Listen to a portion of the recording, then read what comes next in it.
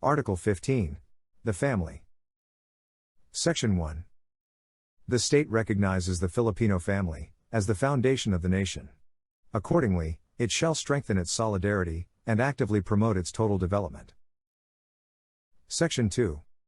Marriage, as an inviolable social institution, is the foundation of the family and shall be protected by the state. Section 3.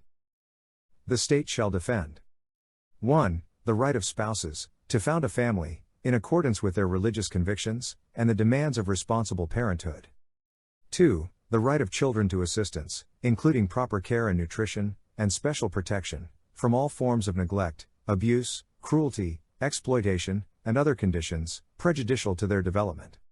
3. The right of the family to a family living wage and income, and 4. The right of families, or family associations, to participate in the planning and implementation of policies and programs that affect them. Section 4. The family has the duty to care for its elderly members, but the state may also do so through just programs of Social Security. Article 16.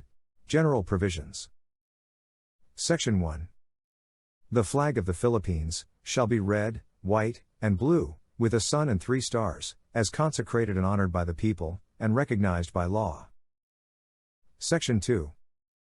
The Congress may, by law, adopt a new name for the country, a national anthem, or a national seal, which shall all be truly reflective and symbolic of the ideals, history, and traditions of the people.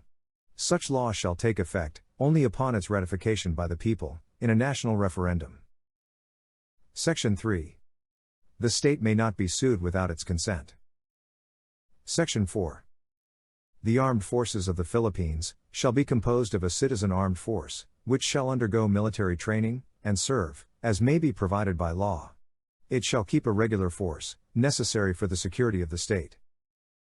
Section 5. 1. All members of the armed forces shall take an oath or affirmation to uphold and defend this Constitution. 2. The state shall strengthen the patriotic spirit and nationalist consciousness of the military, and respect for people's rights in the performance of their duty. 3. Professionalism in the armed forces, and adequate remuneration and benefits of its members, shall be a prime concern of the state. The armed forces shall be insulated from partisan politics. No member of the military shall engage directly or indirectly in any partisan political activity, except to vote. 4. No member of the armed forces, in the active service, shall, at any time, be appointed or designated in any capacity to a civilian position in the government, including government-owned or controlled corporations, or any of their subsidiaries. 5. Laws on retirement of military officers shall not allow extension of their service. 6. The officers and men of the regular force of the armed forces shall be recruited proportionately from all provinces and cities, as far as practicable. 7. The tour of duty of the Chief of Staff of the Armed Forces shall not exceed 3 years. However, in times of war, or other national emergency, declared by the Congress, the President may extend such tour of duty. Section 6. The state shall establish and maintain one police force, which shall be national in scope, and civilian in character, to be administered and controlled by a national police commission. The authority of local executives over the police units in their jurisdiction shall be provided by law. Section 7. The state shall provide immediate and adequate care, benefits, and other forms of assistance to war veterans and veterans of military campaigns, their surviving spouses and orphans. Funds shall be provided therefor, and due consideration shall be given them in the disposition of agricultural lands of the public domain, and, in appropriate cases, in the utilization of natural resources. Section 8. The state shall, from time to time, review to increase the pensions and other benefits due to retirees of both the government and the private sectors. Section 9. The state shall protect consumers from trade malpractices and from substandard or hazardous products. Section 10.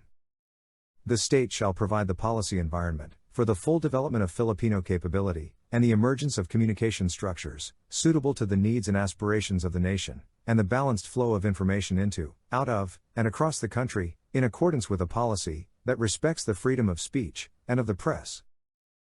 Section 11. 1. The ownership and management of mass media shall be limited to citizens of the Philippines, or to corporations, cooperatives or associations, wholly owned and managed by such citizens.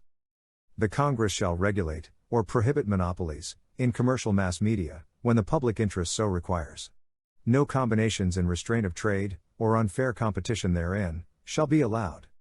2. The advertising industry is impressed with public interest, and shall be regulated by law, for the protection of consumers, and the promotion of the general welfare. Only Filipino citizens, or corporations or associations, at least 70% of the capital of which is owned by such citizens, shall be allowed to engage in the advertising industry.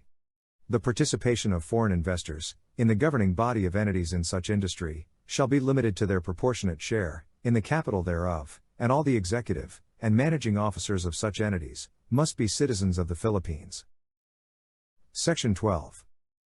The Congress may create a consultative body, to advise the President, on policies affecting indigenous cultural communities, the majority of the members of which shall come from such communities.